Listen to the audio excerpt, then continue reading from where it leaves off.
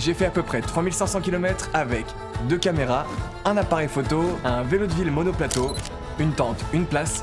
J'ai rencontré du monde, découvert plein de choses, c'était l'aventure, j'ai kiffé malgré les galères. Et tout ça, je vous le présente à travers mon Tour de France à vélo. Attention vélo, attention. Dans l'épisode précédent, j'ai roulé à travers une partie de la France. C'était la grande traversée pour moi. J'ai adoré le côté sportif, sauf que j'ai pas rencontré autant de monde que ce que j'espérais. Donc maintenant, mon objectif, c'est de privilégier le lien social. J'ai de la chance, mes amis m'ont hébergé pendant quelques jours à Teste de Bûche.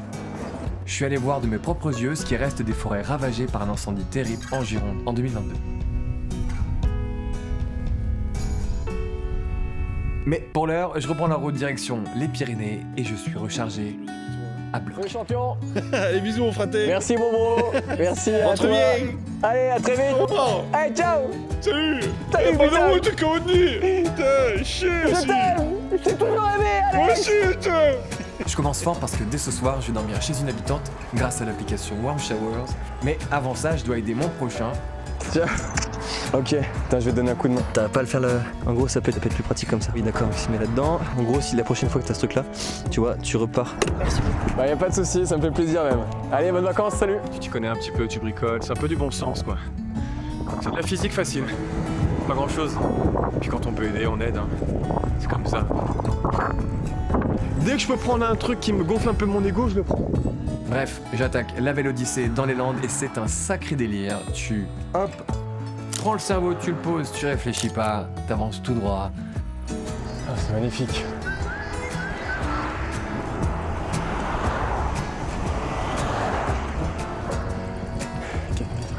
Finalement, c'est la première fois que je vois l'océan Atlantique. Tout est beau ici, c'est incroyable. Le bruit des cigales, des grillons au loin là, C'est magnifique, évidemment. En tout cas, c'est la période estivale, il y a énormément de monde et quand il y a beaucoup de monde, il y a aussi des comportements un peu dangereux. Donc malgré tout, il faut être vigilant sur cette belle Vélodyssée. Faudrait pas se fouler une cheville, hein, faudrait pas se faire mal. Ouh là là.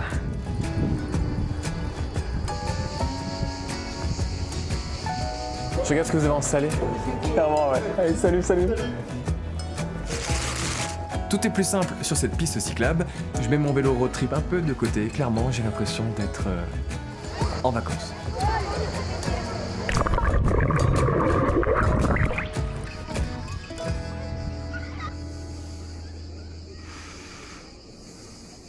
J'ai 44 km à faire et je sens que je vais les faire paisiblement. C'est pas trop vallonné, il n'y a pas trop dénivelé, tout est plat, il fait chaud, il y a de l'eau, il y a la mer, il y a le lac, c'est quand même parfait. La région est belle, vraiment belle. Ce côté nature, comme ça, en plein été, c'est magnifique. Là, je pars, je suis très chargé, donc du coup c'est... L'attente, tout, non? La tente, tout, là je bivouac, je fais... Mais Scorch, bon, c'est pas mes maisons, ça en est loin. Ouais, carrément, ouais.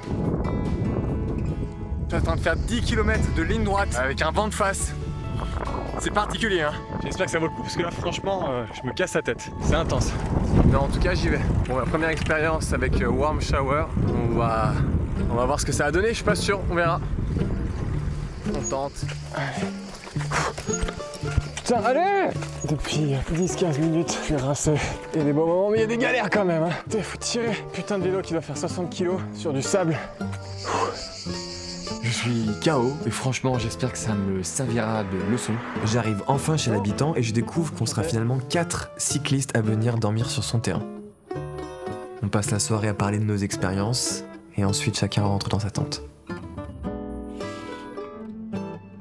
Bah, roule bien, mec. Je te fais un check. C'était cool. Je roule quelques kilomètres avec Lucie et Agatha avant qu'on se sépare et je sais pas pourquoi, mais aujourd'hui, Exact. Merci, monsieur. il y a une bonne ambiance. Pardon. Non, c'est lui là, il est fou ce chien. Pardon, mesdames. Non, c'est moi, désolé. Merci. C'est très très cool comme première expérience de Warm Shower. Je vais écrire à d'autres personnes pour les prochains jours. Mais je pense que ça va être un peu plus complexe en bord de mer. Et puis je me rends compte que ça me demande énormément de temps d'organisation, connaître les kilomètres encore à faire, les heures d'arrivée, les heures de départ. Est-ce que je veux vraiment passer autant de temps sur mon téléphone? Je suis pas sûr. Il y a un peu des forêts des fois ensorcelées. Il y a un truc assez mystique et je trouve ça très très beau. Ça me fait du bien de retrouver ça. Je me sens apaisé, calme là, j'aime bien. Il y a peu de monde, le peu de gens que je croise, on se fait des grands bonjours, il y a des sourires. Si je pouvais rouler comme ça tout le temps dans des forêts de pins comme ça, je serais vraiment aux anges. Il y a une odeur qui est particulière. C'est vraiment l'odeur du bord de mer pour moi, l'odeur des vacances quand j'étais enfant. Bah, ça réveille plein de souvenirs. C'est très agréable. Je vais vous prendre un green mama et un banana bread. J'entends quelqu'un crier mon prénom au loin et je retrouve Agatha et Lucie sur la piste cyclable. On roule ensemble quelques kilomètres et elle trace. Clairement, j'ai un peu de mal à les suivre, mais bien sûr, je leur dis pas. Pas être con quand même.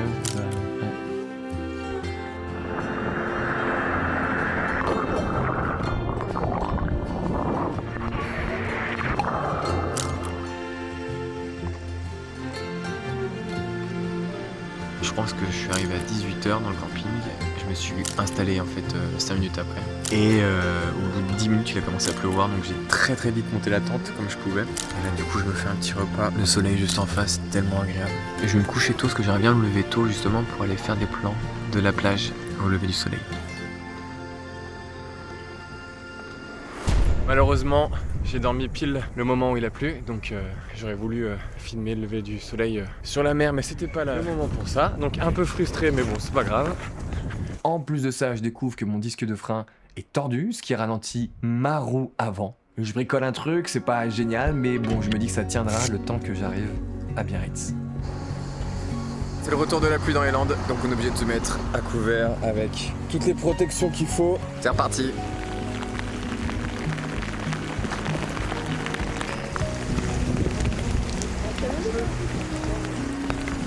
La météo change du tout au tout et quand le soleil revient, c'est comme un bain de jouvence, tu rajeunis. Je crois que je suis vraiment sous le charme de cette région. Les cigales au loin, les grands espaces. Je suis assez content de me dire que j'ai réussi à arriver jusqu'ici avec ce vélo, alors que je suis même pas à la moitié de mon voyage. C'est un peu plus calme ces temps-ci, mais je pense que l'aventure reviendra vite. L'idée c'est qu'à Biarritz, je fasse un check-up sur le vélo parce que, avec mon problème de frein, ça risque d'être vraiment compliqué de faire tout ça dans les Pyrénées. Ça va être compliqué de bivouaquer sur les côtes parce que tout est contrôlé, fermé, forcément c'est des zones touristiques. Et donc je me résigne à prendre des campings. Lucie, que j'ai croisée hier soir, me propose de dormir chez ses parents à Biarritz, sauf que ça sera trop loin pour moi aujourd'hui. Merci tout de même à toi, Lucie. On a très peu d'emplacements tente de base. Un code postal s'il vous plaît, monsieur Leroy. Donc vous arrivez d'où comme ça alors? Je suis parti de Paris, j'ai fait Angers et là du coup je continue comme ça encore. Carandaille ou vous descendez encore? J'aimerais bien aller peut-être un peu plus bas.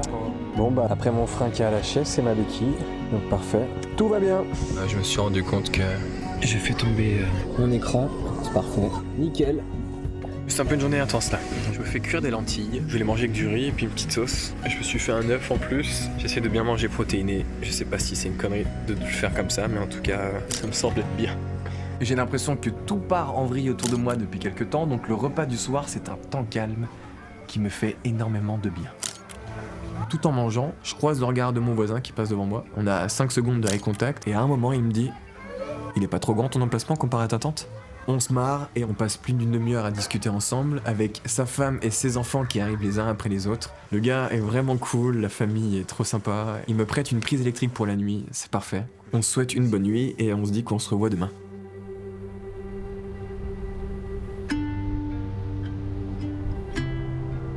Des vraies vacances, c'est me réveiller le matin sans réveil, sans penser ce que je dois faire aujourd'hui, me dire juste le planning de tiens, on va aller faire un tour à la plage, on va aller voir les vagues, on va aller faire un peu de vélo, on va courir, on va prendre le bateau. Voilà, moi c'est ça les vraies vacances avec ma petite famille. Dans ce coin-là, c'est le sud des Landes, c'est à la fois sauvage avec quand même une activité touristique mesurée. Et voilà, c'est notre fief un peu. On aime bien les plages, on aime bien les bons restos, on est tombé amoureux de cette région et du coup on en profite à fond, quoi.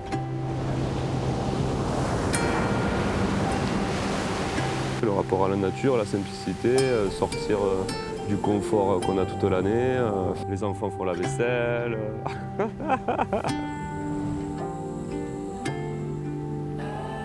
Merci à toi, content de t'avoir rencontré et on te souhaite bonne route sur ton vélo avec ta tante qui m'a fait penser au film Seul au monde. Seul sur Mars, pardon. Seul sur Mars, pardon.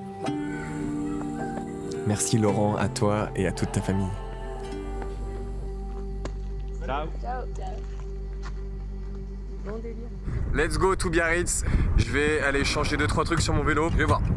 Je vais déjà prendre la température au Décathlon de Biarritz. Je sens que ces quelques jours de vacances entre guillemets commencent à se finir et que je vais bientôt revenir dans l'aventure. Parce que je me rapproche des Pyrénées et aussi parce que j'ai des petits problèmes techniques, on va dire. Je pense que je suis pas loin de 50, mais bon... Niveau transmis et tout, tu passes. Les mecs rigolent quand ils me voient faire ça, je me dis ok. C'est vrai que je m'embarque dans un délire quand même, faut s'accrocher quoi. Avant de reprendre la route, je dis bonjour à une amie qui vit à Biarritz et ensuite je repars direction l'Espagne. Là, j'ai fait 1200 km. Je découvre la côte basque et ses fameuses montées-descentes. C'est vrai que c'est assez intense. Assez intense, mais ça reste toutefois très beau. L'océan, la nature.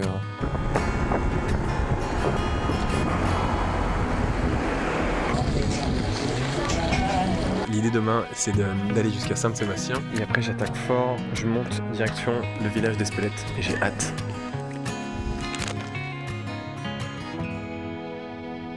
Je suis réveillé depuis 8h, il pleut dehors, et j'attends que ça s'arrête avant de sortir. Qu'est-ce que c'est un kiff de ranger ses affaires sous la pluie, oh là là, c'est un bonheur, c'est un bonheur.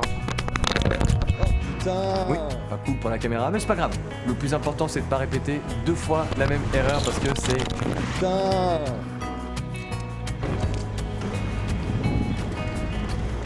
C'est beau, hein, malgré la pluie.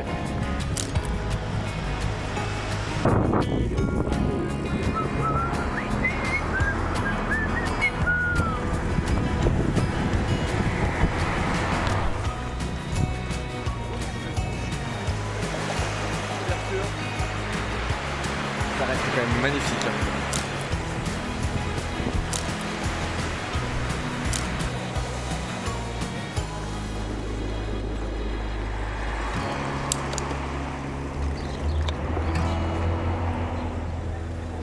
J'arrive enfin à San Sebastián et pour moi c'est une consécration. C'est cool, ça me fait plaisir, mais ça me montre aussi à quel point les zones touristiques bondées, ça me plaît pas. Donc j'y passe quelques heures et je décide que mon vélo trop stylé et ma dégaine repartent direction les Pyrénées et plus précisément le village d'Espelette. Trop de monde, trop de touristes. J'ai plus envie de retrouver des petits coins tranquilles, loin de la population. Je suis quand même en train de faire un truc assez absurde, c'est-à-dire que là je fais l'aller-retour quasiment dans la journée. Ah, il y a déjà moins de monde, ça fait du bien là. Je me rapproche de plus en plus des Pyrénées et c'est quelque chose que je visualise depuis le début de mon voyage. Donc il se passe quelque chose de particulier un peu dans mon esprit. Un mélange de fierté et en même temps d'appréhension. Comment ça va se passer maintenant? J'aimerais bien commencer genre assez tôt demain, 8h, 9h, bien rouler, j'aimerais bien rouler. Le village d'Espelette, j'y arrive à 10h, 10h30, que je me fasse un petit repas, paf, là-bas, avec des piments, et fait du bien le calme là. Et on va faire dodo aussi, surtout, parce qu'on en a besoin. On en a bien besoin.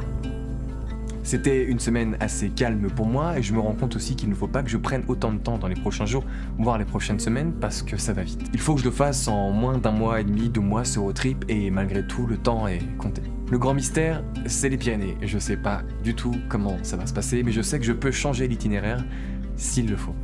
Et je suis fier de moi, fier des kilomètres parcourus, fier d'avoir rencontré toutes ces personnes et fier de faire quelque chose qui me sort de mon quotidien et qui a du sens pour moi. J'ai un peu d'avance parce que je comptais atteindre les Pyrénées début août et on est le 27 juillet, donc ça va. Et puis j'ai pas eu de galère, mis à part cette petite roue ce matin qui est un peu capricieuse, mais pas grave, pas de soucis quoi. Tout va bien, vraiment, y a rien, c'est une roue. Voilà, les roues c'est comme ça, hein. C'est pas le plus important, hein. Alors toi tu crois que les roues c'est les roues qui font le cycliste? Ah non, mais elle t'accompagne, elle a toujours là-dedans. Si ta roue, normalement, elle a pas besoin qu'on soit là à l'emmerder la roue. Pars dedans et qu'après tu redonnes un coup dedans. Et si qu'après faut que voilà, évidemment la roue, forcément ça l'emmerde. Donc si ta roue, au bout d'un moment, voilà, c'est une roue quoi. Rien n'est ouvert. Là je m'apprête à aller à Chirindola. Clairement. llegado, pero...